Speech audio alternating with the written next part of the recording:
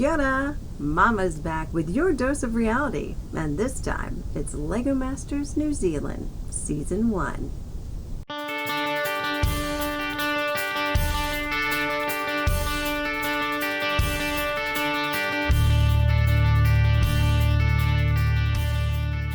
Kia ora! Welcome to another recap of LEGO Masters New Zealand Season 1. I'm Mama C. Well, Episode 7 starts out.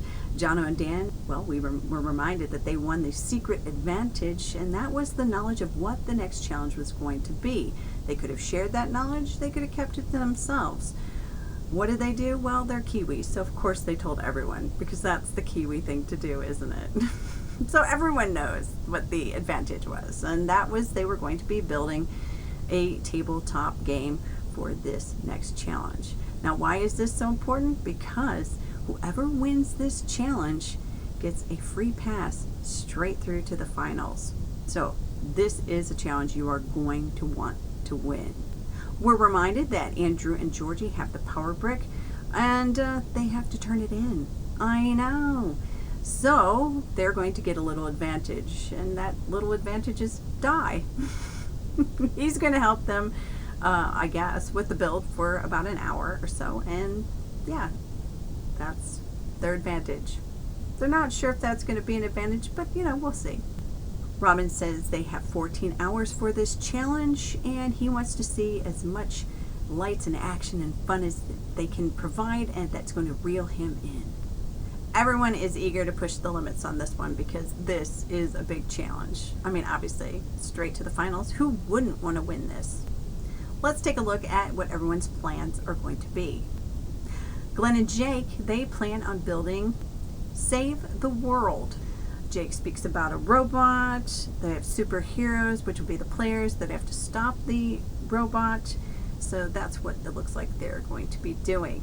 Jono and Dan are planning a Battle Bricks game, sort of a strategic game. They've got a citadel and they'll have different teams fighting and so forth. Di is gathering bricks for Andrew and Georgie. Robin reiterates that it's not about the rules of the game. It's about lights and action. So Georgie and Andrew keep brainstorming. Well, anyway, they decide on doing what they call Spaced Oat. Andrew says he's passionate about rockets and that sort of thing, and so he asked Georgie, you know, what she was passionate about, and I guess that she's passionate about porridge. So rockets plus porridge equals spaced oats. So the siren sounds and Di's time as a helper is over. Robin is expecting some extremely exciting things. Glenn and Jake discuss decorations. Di says when a baby elephant is stressed, it sucks its own trunk. So me, being the person I am, I have to go fact check. So I did, and you know what? He is absolutely right. There you go. That's so cute, isn't it? Georgie is throwing a lot of shade towards her dad. She seems quite critical of him, you know, but I think that's maybe a combination of her age and the stress, maybe. And, you know, it's like, Georgie, your dad is your #1 fan. Don't be so hard on him. Which then, see, I'm proved right later because she gets upset and teary, and he reassures her and tries to give her comfort that it's going to be fine. So lighten up, girl. It's okay. Robin hopes for something unusual in Jono and Dan's build. Jono suggests a big fish. Dan doesn't seem to take him seriously.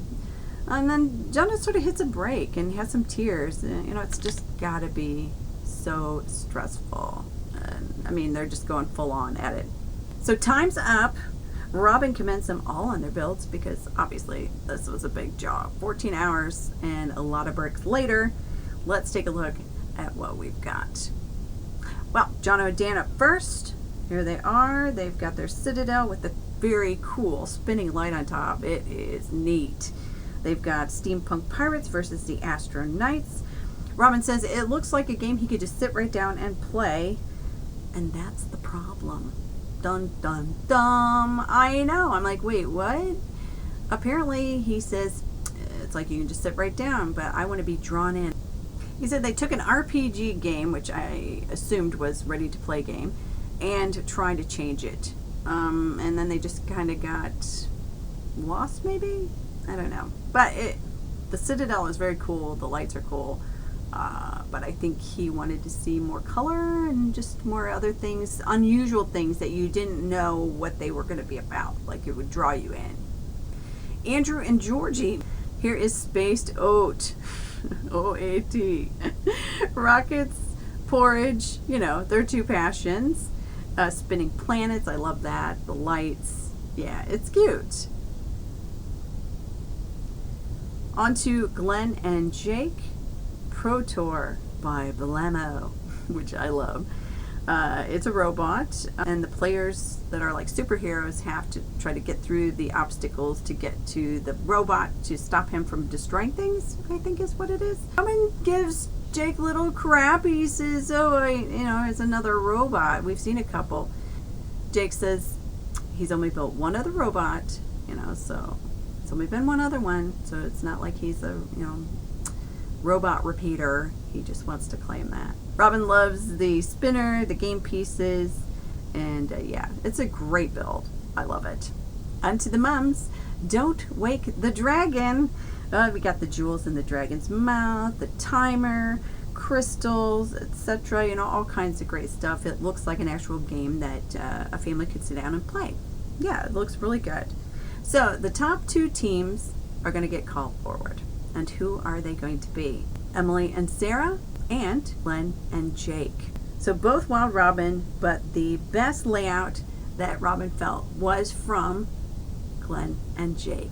And well done to them. They've been always the bridesmaids, never the bride, so it's so good to see them finally have a win, and what a great win it is. Right to the finals. Who could ask for more?